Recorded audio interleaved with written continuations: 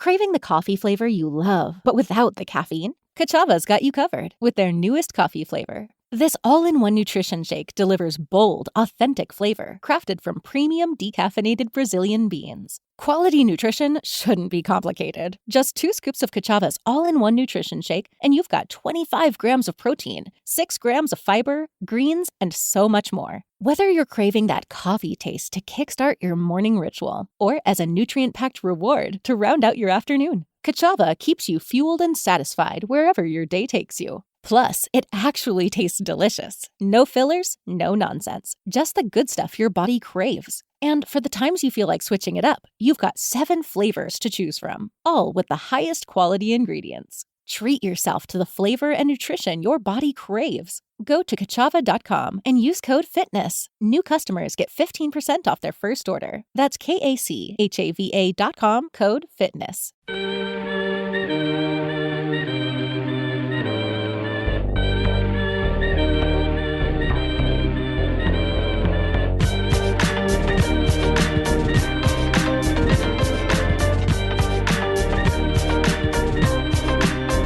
Well, it is that time of the week for us. Wednesday mornings, just after our 10 a.m. update, we head to Ottawa to check in with our friends at the Blacklock's Reporter, the only reporter-owned and operated newsroom covering our nation's capital. And you get some stories there that you don't get everywhere else. You'll be finding more at blacklocks.ca, well worth the subscription. The managing editor at the Blacklock's Reporter is Tom Korski, who joins us for these weekly chats. Mr. Korski, good morning. Morning, Mike. It has been a morning here already on our show, Tom, that we're talking about yesterday's fiscal update. And listen, I'm as optimistic as the next guy, but boy, oh boy, am I having trouble with deficits and the no path to balance. What are you taking away from what we heard yesterday from Minister Champagne? Well, the debt interest charges are staggering. $60 billion this year, heading for $80 billion by the end of the decade. That's just around the corner. That's not in the far distant future. Mike, I'm nobody's life coach, but I highly recommend that anybody, this is free, go to the library, I'm serious, ask for a book on personal tax planning. Typically, there's about a 3-foot shelf of books on tax planning, personal tax planning, in any decent library. Get the book, read it. They're coming for you, I'm telling you. And if you are able to incorporate everyday tax planning, small business, farmers, ranchers already do this. You can incorporate tax planning into your everyday life. You can anticipate what is about to happen. Because when they're talking about a structural deficit of 50, 55, 60 billion a year, that's their figures, not mine. And a debt interest cost at low interest rates heading for 80 billion a year, those are simply staggering figures. And they're coming for you, I'm telling you. Yeah, and there's no end in sight, which is one of the real problems. I said earlier, like we can throw up our hands and say it's not going to impact us per se, insofar as what we've got left in front of us in life's runway. But our kids, our grandkids, these structural deficits, at some point, Tom, we're headed towards fiscal calamity here in Canada, unless we do something to reverse course. No, there's no question about it. These are the magnitude of deficits that affect. Well, they've spent the children's inheritance. Let's just use plain language. This happened in the 70s and 80s. Anyone who was in the workforce at that time remembers what it was like. You know, there was peer-reviewed research on this. This is a fact. That it impacted lifetime earnings for everyday Canadians who did not address tax planning in their everyday life. From the period of, we went 29 years without a balanced budget. When you hear the government today say, we are the best in the G7, and they're jib-jabbing about their record, they're talking about a 10-year period from 1997 to 2007 when Parliament balanced budgets. That didn't happen in too many countries. It wasn't because Canada's amazing. They didn't have a choice. They were staring down the bondholders. And we have paid a price for those 10 years of balanced budgets. Anyone who thinks it was a good time, healthcare never really recovered, my opinion. Tuition rates went through the roof. They're never going back to what they were, even after inflation. It's hard. And this will affect household incomes. The kids will pay the interest on those bonds for the rest of their working lives. Yeah, you can help yourself if you educate yourself and incorporate tax planning. Do not wait for Parliament to help you. They are not going to help you. They will spend the money and say good night and good luck. Take Tom's advice. Go to the library, check out that book, and incorporate some personal tax planning into your life. Okay, let's talk about General Motors, Tom, which is sounding the alarm to our MPs in Ottawa about the concessions being made for Chinese electric vehicles in this country. To the point where they say it will hollow out the automotive workforce in this country. How's that for a grabber? This is the GM lobbyist testifying in the Common Science Committee on the Prime Minister's famous concessions to Chinese automakers, granting a quota of minimum 49,000 low-cost, really slave-made battery electrics, and ramping up 6.5% a year. Here is General Motors joining Honda and Toyota and other automakers in telling MPs, we don't think you know what you're doing, and this is going to be so far-reaching. Essentially, they have said that no one can compete with these vehicles. It's not because we're, running against some sort of master race of automakers. It's because they pay automakers $5 a day in China, and they're receiving hundreds of billions of dollars in state subsidies. It's called unfair trade practices, which is why Cabinet imposed a 100% tariff on Chinese battery electrics 2 years ago.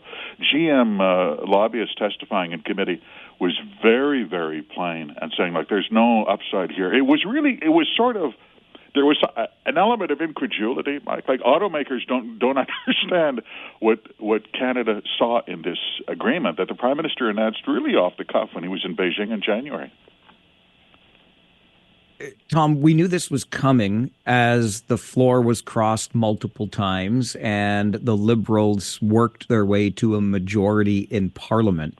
Now, of course, that majority in Parliament gives the Liberals the opportunity to have majority control of all of those committees. What's the impact of this?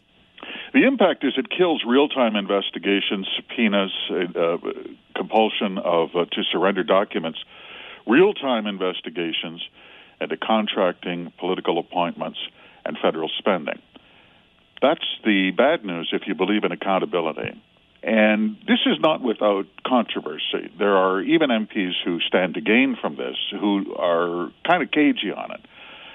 And for 7 years, we've had a minority parliament, and that has meant very damaging committee investigations. My goodness, they drove a finance minister out of town for accepting a gift from a federal contractor. That didn't happen in Zimbabwe. That happened right here in Lumbertown. What's the impact, though? Those investigations don't go away. All they do is spill into the floor of the House of Commons. There will be MPs who will be taking up House time trying to understand why, for instance, a Crown corporation would hire the finance minister's wife after he arranged financing for the high-speed train that you and I have discussed, the fantasy train that's going to take you from your hometown to Montreal in approximately 20 minutes. It's going to be awesome. It is. I do have that fantasy, Tom. I don't want to talk too much about it on the air, but come on. 20 minutes. It's Freud great. said that a rich fantasy life is the secret to mental health, Mike. Never forget that. I shall not forget, sir. I shall not forget. Okay, when we have these conversations every Wednesday morning, I like to remind folks, as I do, that you are at the Blacklock's Reporter, a reporter-owned and operated newsroom that covers Ottawa. And you've made it clear and are quite proud of the fact that never a government subsidy has worked its way into your newsroom. Not the same can be said for all media outlets, including the National Observer, Tom, and some really interesting numbers you have unearthed there. Extraordinary figures, and it took a long time to get these numbers. People may be unaware, this is on the level. subsidies to newsrooms, in particular websites and newspapers, are secret. The figures are withheld by the Department of Canadian Heritage and the Canada Revenue Agency that manage the applications for really what is corporate welfare. Imagine a secret subsidy in a newsroom. Like you're hitting the bottom of the barrel. This is a climate news website. It's called the National Observer. And the figures here are very impressive. Find me a small business in our country that would not have enjoyed getting 23 free employees for the last 5 years. But the National Observer did. I'm serious. Not a subsidy. 100% of salary for 23 employees were paid to the National Observer under an arrangement from a group called News Media Canada. That's the publishers' lobby, and they have a judging panel, air quotes, judging panel. You'll never guess who was on the judging panel when the National Observer cut up the cash for 23 free employees in 5 years. Why? It was the CEO of the National Observer. Let me know, Mike, when you can start tapping the bottom of the barrel, because we're getting pretty close. And that was not all the funds they received. You tell that to small business farmers, ranchers. They are incredulous. 23 free employees. I mean, I've tried to work for free for a lot of years here. They don't pay a whole lot these days in rate. No, it's different when the check bounces, Mike. Exactly. That's completely different. Completely different story. Tom, as always, appreciate the work you do and the time you give us. Thanks for being here. Thank you, Mike.